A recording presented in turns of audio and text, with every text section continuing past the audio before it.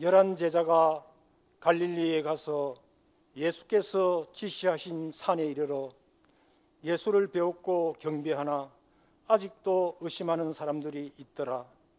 예수께서 나와 말씀하여 이르시되 하늘과 땅의 모든 권세를 내게 주셨으니 그러므로 너희는 가서 모든 민족을 제자로 삼아 아버지와 아들과 성령의 이름으로 세례를 베풀고 내가 너희에게 분부한 모든 것을 가르쳐 지키게 하라.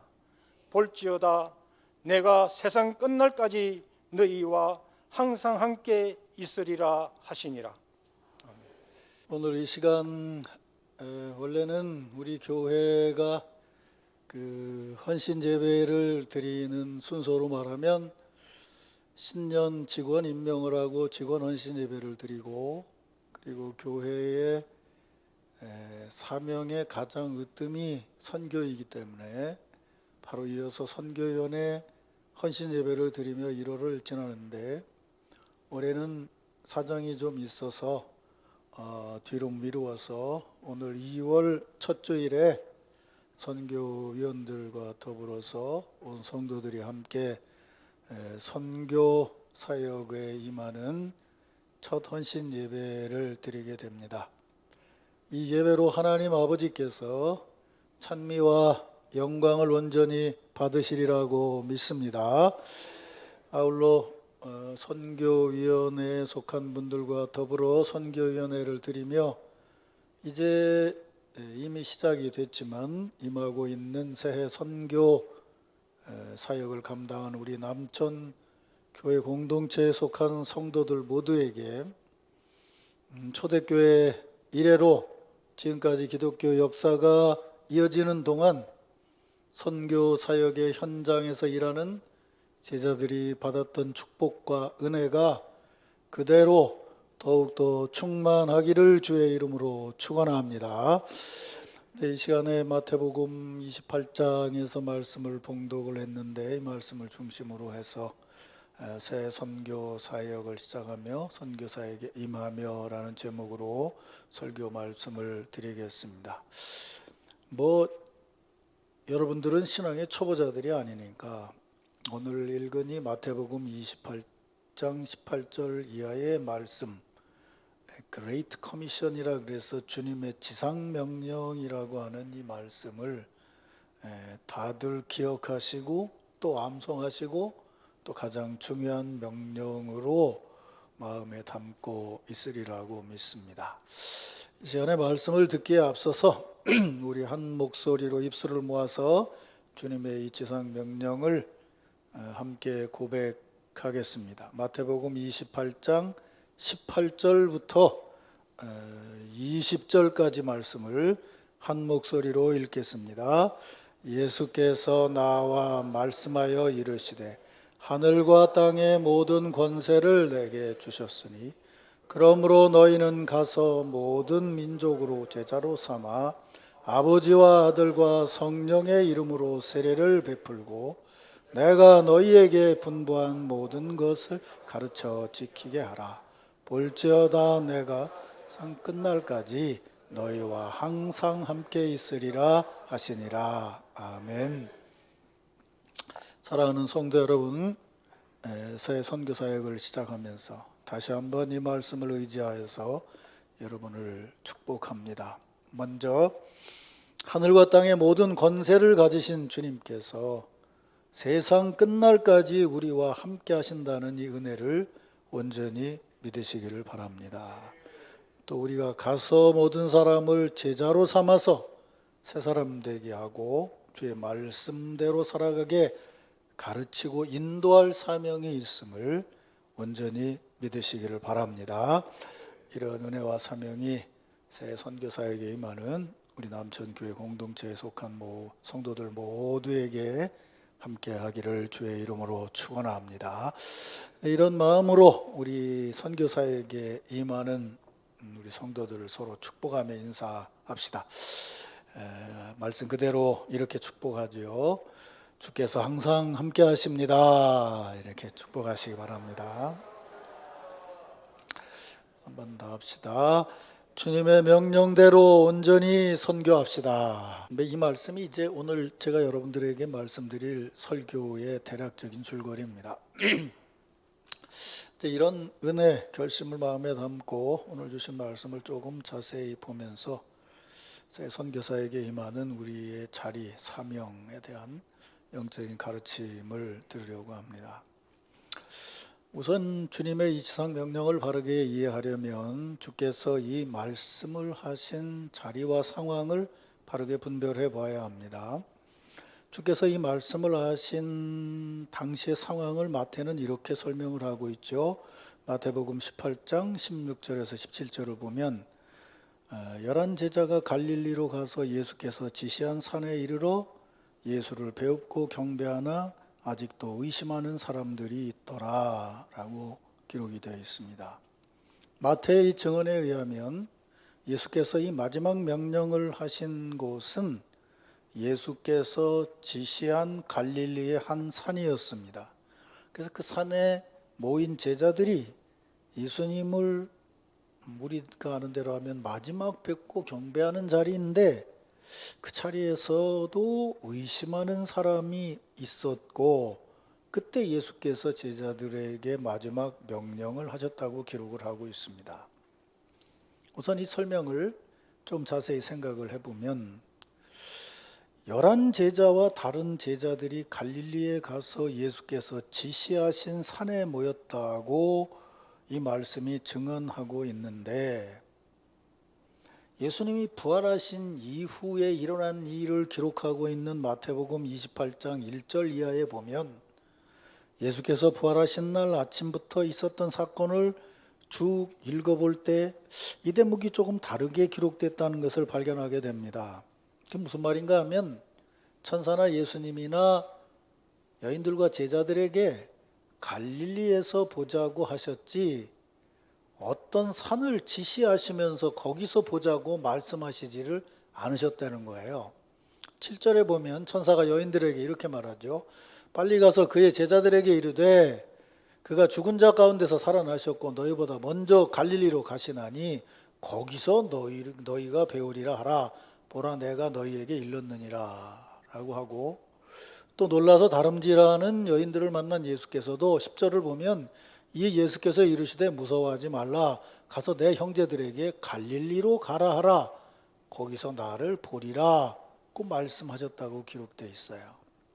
정확하게 보면 성경의 증언에 따르면 천사도 부활하신 예수님도 제자들에게 갈릴리에서 예수님을 뵐 것이라고 말씀을 하셨어요.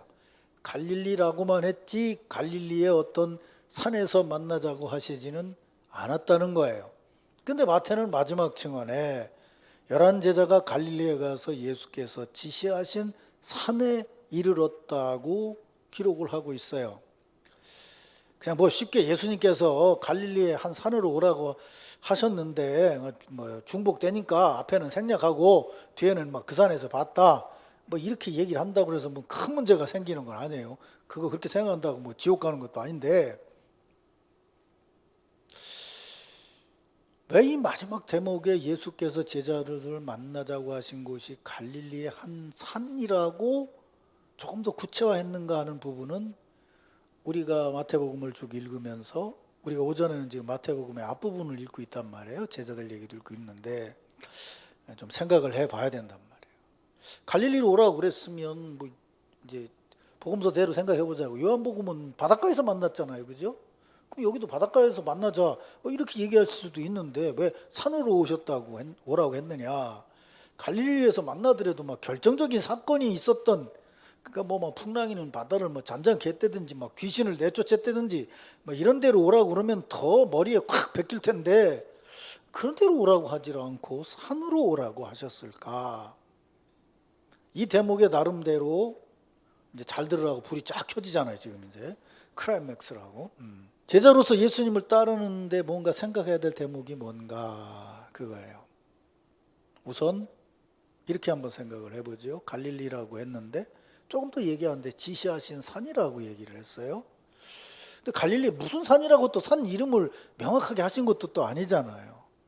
그 말은 산인데 고산 자체가 이름을 쓸 만큼 중요한 것은 아니고 그 산에서 일어났던 일이나 일어날 일이 중요하다는 것을 아마도 말씀하신 것이겠죠. 그렇게 보면 우리가 오전에 봤던 대로 마태복음 5장에 보면 그 가르침이 이렇게 시작하죠. 예수께서 무리를 보시고 산에 올라가 앉으시니 제자들이 나온지라 입을 열어 가르쳐 이르시되 라고 되어 있어요. 제자들을 모아놓고 첫 가르침을 한 자리를 말하는데도 한 산이라고만 했지 무슨 산이라고 얘기를 하지 않았다는 거예요. 갈릴리 지역에 있는 한 산에 올라가셔서 예수께서 가르침을 주셨다. 그걸 우리는 산상설교다, 산상수훈이다 이렇게 기억하고 있다는 거죠. 그러니까 이 대목에서도 무슨 산이냐가 중요한 것이 아니고 산 위에 오르셔서 가르치셨다고 하고 거기서 가르친 내용이 뭐냐면 하나님 나라에 대한 얘기였다는 거죠. 그러면 이렇게 연결을 해보면 예수님께서 마지막에 하나님 나라로 승천하실 때에 제자들이 그 순간까지 기억하기를 원하시는 것은 그 산 위에서 가르치셨던 천국의 복음이며 산상설교의 말씀이었던 게 아니냐라고 하는 것을 우리가 추측할 수 있는 것이죠. 그러니까 적어도 승천하시는 주님께서 제자들을 남겨놓고 아까 얘기한 것처럼 가서 제자를 삼고 뭐 이런 일 하라고 뒤에 말씀하실 텐데 그 가르침을 주시려고 하는 분위기는 엄청난 기적이나 엄청난 능력이 나타나고 특별하게 어떤 자리를 정할 만큼 그런 자리에서만 하나님의 역사가 나타난다고 하는 것을 말씀하려는 것이 아니었고 내가 너희들을 만나서 한 일이 뭐냐? 그 산에 올라서 한 일이 뭐냐? 그래서 너희가 제자로서 어떻게 삶을 살아야 된다라고 하는 말씀을 가르쳐 준 것이 아니냐. 그 기억을 마지막까지 되살리라고 하는 거죠. 그래서 여러분 무슨 코바디스라든지 그 50년대에 나온 우리가 말하는 성화라고 하는 영화들을 보면 예수님의 제자들이 설교하는 장면이 나옵니다. 설교하는 장면이 나오는데 보면 지금 목사들처럼 막 엄청난 논리를 만들고 막 신자들 졸지 않게 하려고 막 별짓을 다 하고 이러지 않아요. 뭐라고 하냐면 산에서 이렇게 말해요. 그때 우리 선생님께서 이렇게 말씀하셨다. 그때 우리 선생님께서 이러이러한 말씀을 하셨다. 그게 전부예요. 근데 그걸 듣는 동안에 치료도 나타나고 새로워지는 은혜의 역사가 나타났다는 거죠. 사랑하는 성도 여러분, 새 선교사역을 시작하면서 먼저 이런 믿음이 분명하시기를 주의 이름으로 축원합니다. 여러분은 우리 신앙의 선배대로 말한다면 지금 예배당에 올라와 있습니다. 우리는 뭐 그게 별로 그렇게 썩 의미가 없습니다만 기독교적인 문화가 이렇게 완전히 자리를 잡은 데를 보면 유럽의 그 유명한 큰 도시를 봐도요 교회보다 높은 건물이 없어요. 옛날에 지은 데를 보면 항상 교회 건물이 가장 높이 있어요. 우린 저 아파트 짓는 바람에 부셔가지고 교회가 좀 보여요 요새, 그지? 길에서도 이제 교회 십자가도 보이고 그래서. 그런데 이 기독교 문화가 되는데 그런 데가 없어요. 교회가 가장 높이 서 있고 가장 교회를 중심으로 해서 모든 것이 돼 있죠. 그런데 그 교회의 보임의 자리가 어떤 놀라운 인간의 능력이라든지 특별함, 멋짐을 드러내는 데가 아니고 그 자리는 주님의 말씀을 듣고 그 은혜 안에 따라가는 자리다. 그러니까 우리의 선교 현장의 자리도 그 자리가 돼야 된다는 거예요. 믿습니까, 여러분? 그래서 오늘 선교 헌신 예배를 드리면서 제가 지금까지 공부하고 뭐 이렇게 가르쳐 본 걸로 가끔 여러분에게 말씀드리는데요. 우리 어렸을 때 그랬어요. 국어 시간에는 맞춤법을 잘 맞추는데 산수 시간에는 맞춤법이 안 맞아. 산수 시간에는 계산이 맞는데 국어 시간에는 계산이 안 맞아요. 우리는 이렇게 너무 나눠져 있는 게 많아요. 그래서 교회 얘기 가르침도 오늘도 제가 그런 얘기를 좀 뒤에 하겠는데 요 부분 따로, 요 부분 따로, 요 부분 따로 해야 뭐가 되는 것 같아서 근데 그게 잘못하면 따로가 되면 우리가 아는 대로 몸에 사도 바울 설교처럼 붙어 있어야 한 몸이지 아무리 힘이 있어도 떨어지면 그건 생명력이 없단 말이에요. 그러니까 하나님의 말씀을 듣는 것과 우리가 교제하는 것과 선교하는 것이 사실은 다 유기적으로 연결되어져 있어야 된다는 거예요. 그 유기적인 연결이 없게 되면 오전의 말씀처럼 소금 한 안갱이가 자기가 무슨 뭐 100명 먹을 음식을 간을 맞출 수 있는 것처럼 착각을 한다 그 말이에요. 그래서 교회는 공동체로 일하는 것. 사도 바울이 이제 예수님은 뭐 어떤 의미에서 들판에서 설교를 하셨지만 사도 바울은 교회를 상대로 해서 설교를 하는데 그런 부분을 굉장히 강조해요. 공동체가 돼야 된다고 하는 걸. 근데 이제 한국은 막 그냥 열심으로 있다가 70년대 초반에 미국식의 좀 논리적이고 합리적인 구원관이라든지 이런 게 들어오면서 놀랍게도 교회 공동체에 대한 교회론이 없는 신학이 들어와서 너무 개인적으로 주님을 영접하면 된다. 당신 지금 뭐 오늘 죽으면 뭐 천국에 갈 수 있냐 이렇게 묻는데 말은 틀린 건 아니지만 그거 자꾸 얘기하다 보면 같이 일하는 사람의 자리가 없어져요. 같이 공동체가 없어져 버린다고요. 그래서 지금도 뭐 흔히 하는 얘기처럼 가난한 신자가 생겨지게 되고 이런 일들이 생겨지고 있는 거죠. 그래서 다시 한번 여러분들에게 말씀드리는 것은 오늘 주님의 지상명령을 들으면서 이 말씀 안에서 어떤 일을 하든지 제자로서의 실천과 사명과 일은 하나님의 말씀과 더불어 모든 것이 유기적으로 연결된 속에서 이루어지는 것이다. 이것을 여러분이 분명하게 기억하시고 주의 사역에 임하시기를 주의 이름으로 축원합니다. 이제 그 부분을 우리가 그 다음 단면에서 분명하게 볼 수 있는데 16절과 17절에 보면 11 제자가 갈릴리에 가서 예수께서 지시하신 산에 이르러 예수를 배웠고 경배하나 아직도 의심하는 자가 있더라 라고 되어 있어요. 뭐 이게 도마의 얘기인지 누구 얘기인지는 정확하게 나와 있지 않지만 어쨌든 이렇게 얘기를 했어요. 그게 이제 예수님 얘기가 마지막 산에서 승천하시는 대목이고 마지막 명령을 주시는데 아니 그 자리에서 산에서 예수님을 뵈러 온 신자들 중에 제 신자도 아니고 제자들 중에도 예수님의 부활하심을 아직도 의심하는 자가 경배치 않는 자가 있더라는 거예요. 이 참 어떻게 이럴 수가 있나 라고 생각이 될 수도 있지만 사실은 그보다 중요한 것은 그 다음 대목입니다. 우리 같으면 마지막 승천하시는 주님 입장에서 제자들이 모였는데 다 주님께 경배하는데 몇 사람이 안 했다 그러면 구약의 예언자들처럼 대번 지적해서 이 목이 곧은 백성아 너는 어떻게 이렇게 하고 그 대목을 지적을 했을 것 같은데 예수님은 그 장면에서 경배를 하냐 안 하냐를 가지고 얘기를 하시지 않으셨어요. 그리고 무슨 얘기를 하냐면 바로 이어서 그들을 향해서 내게 경배하지 않는 너는 절대로 하나님 나라에 이르지 못할 거다 이런 말씀을 하시지 않고 그 다음에 이어서 하는 말씀이 뭐냐면 너희는 주의 제자로서 말씀을 따라 가서 제자를 삼고 가르치라고 오히려 명령을 하셨다는 거예요. 그러니까 마태가 전하는 이 대목의 말씀은 아까 얘기한 것처럼 산에 오르는 것이 말씀이라고 봐야 되는 이유가 뭐냐면 마태가 전하는 부활하신 예수님의 뜻은 엄청난 예수님을 경배하려고 하는 그런 차원을 강조하는 것이 아니었다는 거예요. 신비한 차원을 강조하려고 했던 것이 아니고 가까이 따르는 제자됨을 강조했다는 거죠. 조렌 키에르케고르가 쓴 Practice in Christianity라는 책이 있어요. 기독교인의 훈련이라는 책이 있는데 당시 유럽의 신자들을 둘로 나눠서 얘기를 해요.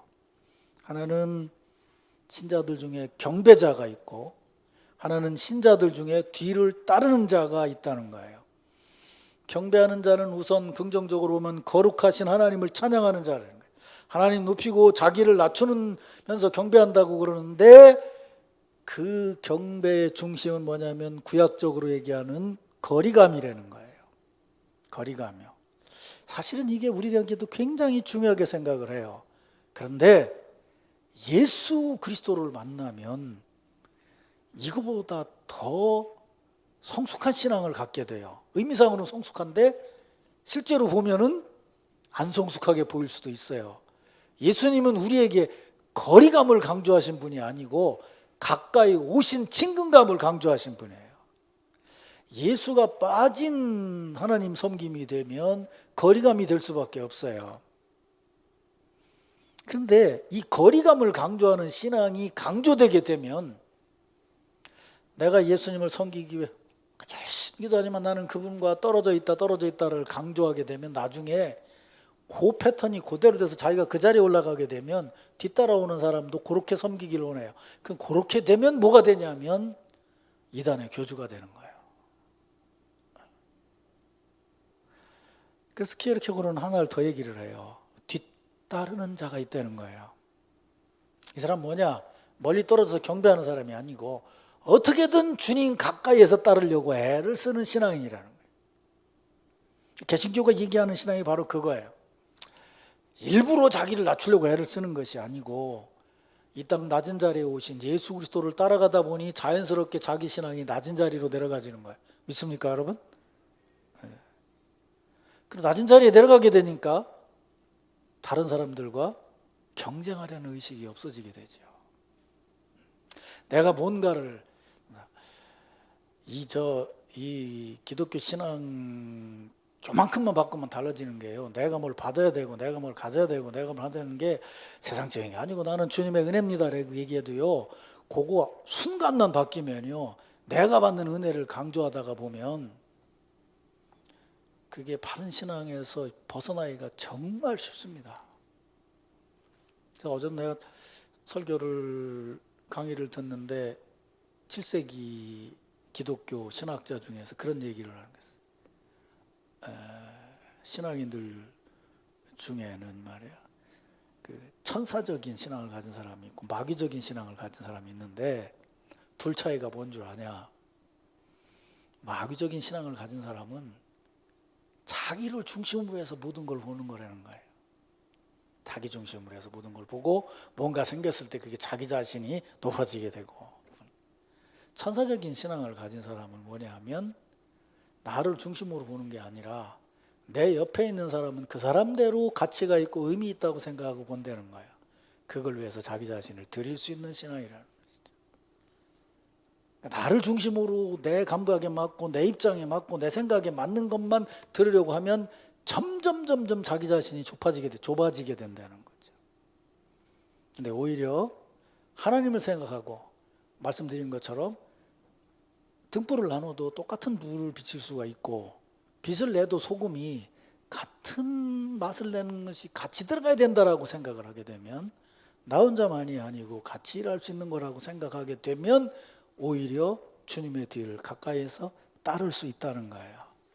그래서 당시 그 유럽에 말하자면 막 이렇게 경직되어 있고 잘못된 기독교의 현상을 보면서 키에르케고르는 당신들은 하나님을 경배한다고 하지만 예수는 안 따르는 것 같다, 그렇게 얘기를 합니다. 그러면서 경배자가 되지 말고 제자가 되라. 요즘도 이런 얘기 많이 나옵니다. 서점에 가보면 책에 굉장히 이런 얘기가 많이 나와요. 그래서 예수님이 다시 앞으로 돌아가면 마지막 자리에서 예수님께서 경배를 하나 아직 의심하는 자가 있는 그 자리에서 너 왜 의심하냐? 라고 얘기하지 않고 너희는 가서 모든 민족으로 제자를 삼아 아버지와 아들과 성령의 이름으로 세례를 베풀고 내가 너희에게 분모한 모든 것을 가르쳐 지키게 하라 라고 명령하셨다는 거예요. 믿습니까, 여러분? 이게 주님의 지상명령이에요. 이제 이 지상명령에 대한 거 한 가지만 더 생각을 해봅시다. 여러분, 아까 우리 찬양 부르는데 여러분 이렇게 불렀어요? 가서 제자 삼으라 이렇게 불렀어요? 가서 제자 삼으라 이렇게 불렀어요. 뭔 얘기인지 몰라? 가서 가서 제자 삼으라 이렇게 불렀어요. 가서 제자 삼으라. 목사가 뭔 짓 하나 그러고 눈 깨는 사람이 있구만. 눈 뜨는 사람. 어떤 게 강조해요? 에? 한국 사람들은 원래 가난해가지고 외국 여행을 못하다가 돈을 벌고 외국 여행이 열리게 되니까 가야 돼. 가야 돼. 가. 여기도 가고 저기도 가고 막 다 가야 돼. 막 아프리카도 가고 막 아시아도 가고 막 해서 막 가서 해야 돼. 그래 교회마다 막 우린 여기도 갔고 여기도 갔고 여기도 갔다고 얘기를 해요. 가야죠. 근데 알아야 되는 건 뭐냐면 가는 것을 강조하는 게 문제가 아니라는 거예요.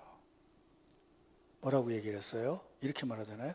아버지와 아들과 성령의 이름으로 세례를 주고 그랬더니 이거를 교리적으로 개신교회의 교리로 세례를 주라 이렇게 생각하지만 어딘가 가서 그 사람들에게 예수 그리스도를 전할 때 말도 안 통하는데 그 사람들이 삼위일체 교리를 알아듣게 설교할 수 있을 것 같아요? 아니에요. 뭔지 아세요? 삼위일체 하나님의 존재 방식인 교제예요. 공동체를 이루게 하는 거예요. 그 공동체를 이루게 하는, 우리나라 사람 이렇게 읽는다고요. 하늘과 땅의 모든 권세를 내가 가졌는데 내가 땅끝까지 이르러 너희들과 함께 하리라 그랬더니 당신 가면 말이야 하나님이 함께 하신다. 그래서 전도단체에서 아프가니스탄 가가지고 가지 말라는데 가가지고 거기서 뭘 해야 되냐면 뭐 스님들도 아닌데 탁발 여행을 해야 된대. 그래 그게 선교라는 거야. 어느 도시부터 어느 도시까지 돈 20불만 가지고 무조건 걸어서 거기를 갔다 와야 그래야 그게 선교라는 거야. 옛날에 전병호가 그러더라고. 전병호 목사가. 그러니까 내가 필리핀에 가가지고 선교 현장에 갔는데 자꾸 줘라 그래서 내가 야 너는 선교에 그렇게 관심이 많은 녀석이 왜 줘냐 그랬더니 이건 선교가 아니에요. 이건 선교가 아니래. 이렇게 가는 거는. 그렇게 갔다 와야 된다는 거야. 그냥 갔다만 오면 되는 거예요. 뭐 땅밟기래나 그게 어디 성경에 땅밟기가 아이고 그럼 좀 하다못해 포도송이라도 따가지고 오지. 무슨 얘기인지도 못 알아듣는가 보네. 출애굽에 정탐꾼 보냈을 때 포도송이라도 따가지고 왔잖아. 그냥 거기 갔으면 포도송이라도 따갖고 와야지 뭘 갔다 오냐고. 그게 아니에요. 내가 너희와 항상 함께 하리라. 나하고 주님이 함께 하고 있으면 뭐예요 이게. 교제요 공동체잖아. understand? 강조점을 제대로 봐야 되는 거예요 이게. 절대로 우리의 선교 사역과 말씀을 따라 사는 것은 나 혼자 있는데 나 혼자 죽으라고 말씀을 따라 산다는 게 아니에요. 그러면 성령께서 왜 오시냐고요. 성령의 감동으로 주님의 말씀이 생생하게 내게 있어서 살아계신 주님이 내가 어딜 가든지 공동체를 이루고 그게 오늘 오전에 얘기한 것처럼 불빛을 전하고 하면 주님과 함께하면 주님과 함께함이 아니라 성부, 성자, 성령과 교제하는 것이고 머리이신 그리스도와 함께 한 몸을 이루는 것이라는 거예요. 그러니까 이 대목에서 강조는 뭐냐 하면 가서 제자를 삼으라는 게 제자 삼으려면 어떻게 해야 되는지 아세요? 불러야지요. 뭐 처음에는 관심 없는 얘기해야죠. 먹여야지요. 데려다 키워야지요. 그렇게 해서 말을 듣고 해서 뭐가 얘기가 통하고 그런 다음에 제대로 가르쳐서 나처럼 살 수 있게 사람을 만들려고 한다면 그냥 훅 가서 보고 훅 오면 되는 거예요? 정말 잘못 이해하고 있는 거예요. 한국의 선교 이해가요 대단히 잘못되어 있는 거예요. 그래서 우리 교회는 장로님들하고도 이미 시작부터 그랬지만 그런 선교를 하면 안 된다고 생각을 하는 거예요. 오전에 제가 말씀드렸잖아요. 우리가 예배하는 것 같은 이런 공동체를 거기에 옮겨 심을 수 있는 것이 돼야 된다. 믿습니까 여러분? 우리가 어린 아이들을 위해서 기도하고 얘들이 내일의 교회의 미래라고 생각하고 일한다면 거기도 마찬가지인 거예요. 거기도 마찬가지인 거예요. 이 대목의 말씀을 여러분 잘 읽으세요. 가는 그것이 혼자만의 독불장군이 아니고 가는 것이 바로 뭐냐면 교회적인 경험인 거예요. 교회적인 체험인 거예요. 그걸 살려면 어떻게 해야 된다는 거예요? 앞에 말씀드린 그거 아니에요. 교회 공동체가 무엇을 중심으로 공동체가 될 수 있냐 그 말이에요. 주님의 낮아지심 말씀을 듣고 실천함. 그것이 선교의 근거가 돼야 되는 거죠. 이렇게 와야 성경이 마태복음이 처음부터 시작해서 마지막까지가 유기적으로 바르게 이해가 되는 거예요. 말씀 들으라고 할 땐 말씀 얘기했다가 무슨 할 때는 들은 얘기를 했다. 그러면 이렇게 한번 생각해 보자고요. 한 단계만 더 얘기하자고요. 오늘 선교위원회 나와서 찬양을 했는데 이 선교위원회 이렇게 정해진 지 얼마 됐어요? 시즈본 이래로 여태까지 계속이지? 무슨 얘기인지 또 못 알아듣는가 봐. 웃으라고 해도 웃지를 못하네, 나 이 사람들이 정말. 내가 지금 영어로 말을 하고 있나. 뭐. 아니 선교위원회고 장학위원회고 안 바꾸고 계속 그대로잖아요. 그죠? 그러면 우리 교회에서 선교하는 지역과 우리 교회에서 선교하는 교회는 많이 바뀌었어요? 안 바뀌었죠? 그럼 여러분은 지금쯤은 우리 교회가 선교하는 지역의 교회와 교육자들의 이름과 우리가 선교하는 지역의 선교사들과 선교사의 이름과 그들의 형편과 모든 것을 적어도 선교위원회는 알고 있어야죠. 왜? 거기 가서 거기서 공동체를 이뤘으니까. 그렇죠?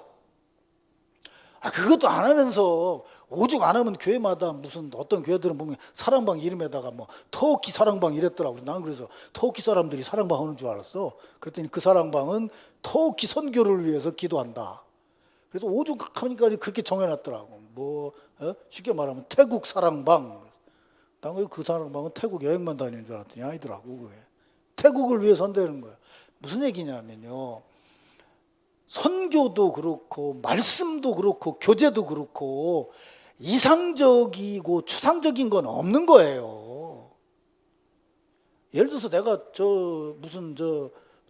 최한구 장로님하고 친해지려고 한다 그래봐요. 안 친하다는 얘기 아니야. 친해지려고 한다 그래봐요.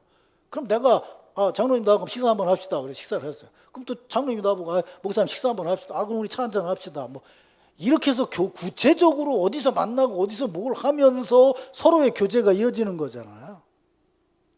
여러분들이 우리 교인됨이 뭐예요? 이 예배 자리에서 말씀을 드리고 찬양하고 기도하고 내려가서 우리 교회 식당에서 우리가 같이 식사를 하고 교제를 나누고 사랑방 식구들의 모임을 갖는 데서 기독교의 진리와 사랑과 경험이 나눠지는 거죠. 그걸 무시하면, 그 공동체성을 무시하면 한국의 많은 신자들이 그래요. 마치 교회를 밖에 사람들이 직장 생각하듯 해요. 요즘 젊은 사람들이 직장 생각하듯 생각하는 사람들도 없지 않아 있어요. 그건 잘못된 거예요. 교회 공동체라는 것은 절대로 그런 것이 아니에요. 우리가 신앙 안에서 특별한 이 자리에서 엄청난 것을 강조해서가 아니고 주님이 여기 계시고 우리들의 모임이기 때문에 우리들이 여기서 모여서 은혜를 나누는 것을 정말 소중하게 여기고 그 은혜를 다른 곳에 가서 그들과 함께 나누어야 된다라고 하는 믿음을 가지고 일해야 돼요. 행여라도 오늘 선교위원회 찬양하는데 나와서 가서 제자 삼으라는데 가서만 크게 불렀던 분들, 오늘 주보를 보시고 2월달 되면 다시 또 바뀌겠지만 우리가 사무총회를 보시고 우리가 선교하는 교회가 어디고 그 교회 중에 어느 교회를 하나를 위해서 내가 기도해야 되겠다라는 마음으로 기도하면서 말씀을 따라 그렇게 순종하면서 삼위일체적인 교제가 일어날 수 있도록 함께 참여하시길 바랍니다. 목사의 설교는 대부분 일반적인 얘기를 할 수밖에 없어요. 구체적인 얘기를 하게 되면 신자들이 은혜롭게 듣는 게 아니고요, 저 목사가 나를 친다? 뭐 이렇게 때린다? 팬다? 그래. 한 번도 때린 적도 없는데, 가까이 가지도 않았는데 집에 가서 그렇게 말해요. 그래서 일반적인 얘기를 해요. 근데 일반적인 얘기를 하니까 잘못하면 구체성이 사라지고 구체성의 방면에서 너무 자유로워지는 거예요. 개신교 신앙이 안고 있는 문제가 그거예요. 사실은 우리는 한 교회 공동체를 이루면서 함께하고 있죠. 보세요. 오늘 오전 설교 다시 생각합시다. 너희는 소금이다. 그러면 소금이 맛을 잃으면 버린다 라고 얘기를 했는데, 잘 한번 생각해 보세요. 소금을 강조해서 얘기를 했지만, 적절하게 들어가야 맛을 낸다고 얘기했지만, 결정적으로 맛을 내게 하는 사람은 누굴까요? 소금을 넣는 사람이지 않겠어요? 그렇죠? 또 등불 얘기를 하지만 자기들이 사는데 어두운 데도 있지만 여기다 불을 켜야 된다라고 생각을 해서 등불을 켜는 사람이 있겠죠. 그렇죠? 근데 소금을 넣는 사람이 소금 만들었나요? 등불을 켜는 사람이 등불 만들었나요? 아니죠. 소금을 만드신 분, 빛을 만드신 분은 빛으로 오신 예수 그리스도고 삼위일체 하나님이라고 한다면, 한 교회 공동체를 이룰 때 이 대목을 해석해서 말한다고 한다면, 여러분을 적절한 자리에 넣을 수 있도록 리드하는 사람이 누구냐? 목회자인 거예요. 목회자인 거예요. 그리고 집안이 밝아질 수 있도록 여러분의 은사를 따라 적절한 곳에 불을 켤 수 있도록 일을 하는 게 누구냐면 바로 목회자인 거예요. 그래서 분명하게 나를 빛으로 창조하시고 소금으로 창조하신 분은 경배하셔야 될 뿐이지만, 여러분을 적절한 자리에 말씀으로 리드해서 스스로 들어가든 넣든 일할 수 있도록 이끌어가는 것은 목회자에게 맡겨진 사명이라는 것을 잊어버리면 안 돼요. 그러면 교회가 질서가 무너지게 되고 모든 것이 흐트러지게 돼버리고 말아요. 그러니까 이 대목의 얘기들은, 오늘 얘기는 선교 얘기도 그래요. 가능하면 그렇게 우리 교회에서 지금 하고 있는 선교에 여러분들이 적절한 자리에 들어가는 소금이 되고 적절한 자리에 들어가는 등불이 돼야 돼요. 믿습니까 여러분? 지금 이 어려운 때에 우리가 한 달에 5만 원 지원하는 교회들이 수두룩한데, 그거 목마르게 기다리는 교회들이 한두 교회가 아니에요. 사실은요. 개척교회들이요. 그리고 작년에도 내가 이런 얘기를 한 것 같은데, 연말 이때쯤 되면 저한테 개인적으로든 교회로든 연락이 오는 교회들이 한두 군데가 아니에요. 사실은 어려움 때문에 말이죠. 그래서 작년에도 내가 이 말을 한 것 같은데, 나이 들고 선배가 된 목사로서 가장 안타까울 때가, 나도 계속 교회를 해보고 경험을 해봤는데, 어떻게든 도와줘야 되고 어떻게든 하는데 내가 가지고 있는 캐파가 작다는 것, 그런 것이 마음에 끌 때가 많아요. 우리 고향교회가 지금도 1000명이 넘게 모여요. 다들 깜짝 놀래요, 얘기하면. 근데 그게 우리 성결교회가 금강을 따라 들어와서 금강 옆에 있는 조그마한 면소재지, 리소재지에 성결교회들이 쫙 세워졌어요. 그중에 귀암교회는 남한에 첫 번째 세워진 교회예요. NCG 가입 문제 때문에 예성으로 갔지만, 그 작은 교회들에서 신앙이 좋고 똑똑한 사람들이 예전에 교통이 안 좋을 때 중심지라고 나와서 세워진 교회가 우리 교회와 같이 51년에 세워진 저희 고향교회예요. 부여중학교회가요. 1000명이 넘게 모여요. 부여에 가보면 낮에 사람이 없는데 주일은 가보면 사람이 1000명이 넘게 모여요. 근데 내가 그 교회에서 신앙생활을 하면서 배운 것이 뭐냐면, 그분들은 부여중학교에서 신앙생활을 하면서 다 부채의식을 가지고 있어요. 그 뭐냐면, 나를 키워준 고향에 있는 작은 교회 생각하는 거예요. 근데 그 교회들도 지금은 이제 많이 달라졌지만, 우리가 여기 나가면 뭐 기장이나 이런 데 장로교회들이 우뚝우뚝 서 있듯이 부여는 성결교회만 그렇게 서 있어요. 그러니까 장로교, 감리교보다 더 성결교회가 더 큰 동네는 우리 동네밖에 없어. 그래서 나는 어렸을 때 성결교회가 최고인 줄 알았어. 그랬는데 그분들이 무슨 생각이 있냐면요, 상여금을 타면, 월급 말고 상여금을 타면 그걸 가지고 자기 고향교회 가서 오르겐을 사준다든지, 십자가 탑을 세워준다든지, 목회자 양복을 줘준다든지. 내가 교회 개척을 할 때 성찬기는 우리 외할머니가 사주셨어. 용돈 거둔 거 해가지고.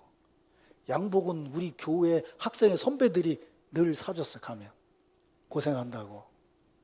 십자가 탑도 교회 선배들이 사줬어요. 해줬어요. 그런 신앙의 전통이 51년에 세워졌으니까, 내가 있을 때 30년밖에 안 됐는데 그 당시에도 그런 전통이 살아 있었어요. 그러니까 교회가 제대로 역할을 하는 거죠. 여러분, 신앙사역을 하면서 산 위에 올랐다, 내가 조용하게 주님의 말씀을 듣는 자리에 있다 그랬을 때 뭐 심오한 진리를 깨달아야 되는 게 아니고, 이 말씀을 들을 수 있어야 돼. 너 거기 가야 된다. 그 말 무슨 얘기야? 너 거기 도와야 된다. 네가 거기 함께 해야 된다. 그 하나님 뜻이다 말이야. 그런 음성을 들을 수 있어야 교회가 은혜로워질 수 있는 거예요. 아까 얘기한 것처럼 소금 덩어리가 안 된다고요. 필요한 자리에 일할 수 있어야 돼요. 저는 하나님 은혜라고 말하는 참 밀편으로는 목회자들 앞에는 미안하지만 그래도 우리 교회는 하나님의 은혜로 오예배도 이렇게 잘 모여지고 지금 다른 교회들은 오예배가 텅텅 비고 그래요. 근데 그래도 우리 신자들이 정말 고맙고 그렇죠. 또 어려운 때 선교를 위해서 일하고 필리핀 선교를 위해서 일하는데도 잘 참여해 줘서 정말 고마워요. 근데 이런 일들이 아까 한창훈 집사님 기도할 때 그런 얘기가 있었는데 이번만이 아니고 이어질 수 있는 것이 되어져야 돼요. 이어질 뿐만 아니라 우리 자녀들에게도 이어지고 더 이어질 수 있어야 돼요. 믿습니까 여러분? 그래야 우리 교회가 주님 오시는 날까지 이런 역할을 바르게 잘 감당할 수 있을 거예요. 고연히 허울 좋게 이름 내고 뭐하고 뭐 했다라고 하는 그거에 좌우되는 신앙이 돼서는 안 돼요. 사람 사는 데는요 겉으로 드러나는 게 아니잖아요. 누가 자기 집 사진을 찍어서 올렸어요. 멋지게 사진을 찍어서 올렸는데 누가 댓글을 달았어요. 거기 아우 집이 깨끗합니다. 그게 집이 모델하우스 같습니다. 이렇게 댓글을 달았어요. 그랬더니 그 밑에 누가 뭐라고 얘기하냐면 사람 사는 집인데 왜 머리카락이 하나도 없습니까? 이렇게 댓글을 달았어요. 그러니까 삶을 살면서 보면 어렵고 힘든 일이 누구에게나 다 있어요. 감추려고 애를 쓸 필요가 사실은 없는 거예요. 그거 하나도 없으면 모델하우스라니까. 근데 여러분 모델하우스 보긴 좋지만 거기 살려면 사실 것 같아요? 못 살아요. 왜 그러냐면 맨날 사람들이 오는데 구경하러. 우리 집 머리카락 있어도 별로 안 오잖아. 우리 집 사람 맘 놓고 살잖아. 웃는 거 봐줘. 사람 사비라는 게 그런 거다 그 말이에요. 그렇게 현실적으로 이루어지는 것이 진짜 선교가 돼야 돼요. 믿습니까 여러분? 그래서 우리 교회는 당회원들이나 신자들이나 의견을 모았을 때 고맙게도 상당히 건전하게 의미 있게 선교나 모든 일을 지금 하고 있어요. 여기에 여러분들이 해를 더하면서 이것이 더 우리가 안 하려고 그러면 하나님께서 하게도 하시더라고요. 이번에도 일로 보니까 하게 하셔요. 근데 그런 일에 우리가 조금씩이라도 더 마음을 모으면서 함께 할 수 있을 때에 우리가 바른 선교 사역에 임할 수 있을 것이다. 올 한 해를 그런 균형 잡히고 모든 것이 조화를 이룰 수 있는 그런 신앙으로 여러분 신앙생활을 하시길 바랍니다. 이거 막 들떠가지고 이러는 거예요. 전 굉장히 많이 봤어요. 우리 학생의 2년 선배 중에 여자 선배가 있는데 진짜 미인이에요. 진짜 요즘 무슨 누구야 저 강남에 영어외고 된 애들이 사람들이 쫓아다닌다고 할 정도인데 그 신랑이 고등학교 때부터 스토커였어요. 심지어는 군대 갔다가 그 선배 보려고 탈영해가지고 난리가 날 정도로 이뻐요. 근데 그 남자가 부자였어요. 근데 예수를 안 믿었는데 결혼을 해서 예수를 믿게 됐어요. 예수를 믿었는데 소문이 났어요. 대전에 간첩이 왔다고. 그게 무슨 얘기냐 그랬더니 예수 믿고 나서 기분이 좋아서 현찰로 바꿔갖고 막 주는 거예요. 술집에도 주고 커피숍에도 주고 막 주는 거예요. 난리가 나서 막 주고 나이고 교회 와가지고 기도 팔팔 뛰고 간증하고 난리가 났어요. 근데 그게 6개월은 못 가더라고요. 그 신앙이. 교회에서는 아이고 나 얼마나 좋았겠어요. 깡패같이 그러고 쫓아다니던 남자가 돈은 많고 주유소하고 그 당시 주유소하고 돈도 많고 그런데 열심히 하고 있어 우리 선배는. 다들 기도를 했는데 그게 6개월을 못 가더라고요. 그 신앙이. 그런 게 신앙생활이 아니에요. 지금은 그런 사람들도 없어요. 옛날에는 가끔 미친 사람도 있었는데 요새 다 멀쩡해가지고 절대로 안 미쳐. 목사가 뭐라고 얘기도 까딱도 안 해. 가끔은 좀 목사 말 듣고 행 해야 되는데 목사 말 듣고 행 이런 사람이 너무 많아 지금. 근데 그런 신앙이 의미 있는 게 아니고 바르게 균형이 잡혀 있는 신앙. 좋을 때나 어려울 때나 어떤 일이 잘 될 때나 힘들 때나 이것은 주님의 일이고 주님이 인도하심이고 우리는 그 길을 바짝 따라가는 것이 우리의 신앙의 길입니다. 그게 선교의 길이고 사역의 길입니다. 이런 마음을 가지고 있는 성도들이 모인 공동체라야 앞으로 이 어려운 시대를 극복하면서 교회다운 모습으로 살아갈 수 있을 거예요. 그래서 오늘 선교 헌신 예배를 드리면서 예수님의 이 마지막 지상 명령이 절대로 내가 은혜 받아갖고 내가 능력 받아서 나 혼자 가서 한다라고 하는 게 아니고 그것은 공동체의 역사고 주님이 이끄시는 대로 가는 길이고 그 길을 감해 그분과 교제 속에서 끊어지지 않는 것이 나의 능력이다. 믿습니까 여러분? 그런 마음가짐을 가지고 새 선교 사역에 임하시고 실제로 우리 교회에서 선교하는 데에 조금만 더 정성을 기울여서 지금 3년째 우리가 지원하는 교회가 줄어들었어요. 3년 동안에 무려 6개 교회가 줄어들었어요. 우리가 들어오는 대로 지출을 하는데 작년에가 제일 많이 4교회가 줄어들었어요. 작년에 여러분이 헌금해 주는 걸 가지고 나누려고 하니까. 근데 올해는 여러분들이 조금만 더 마음을 기울여서 선교하는 일에 참여해서 올해는 줄어드는 일이 없이 그동안 우리 교회에서 선교하는 것을 기다리고 있을 교회들에게 실망 주지 않고 할 수 있도록 여러분들께서 은혜롭게 참여해 주시기를 주의 이름으로 축원합니다.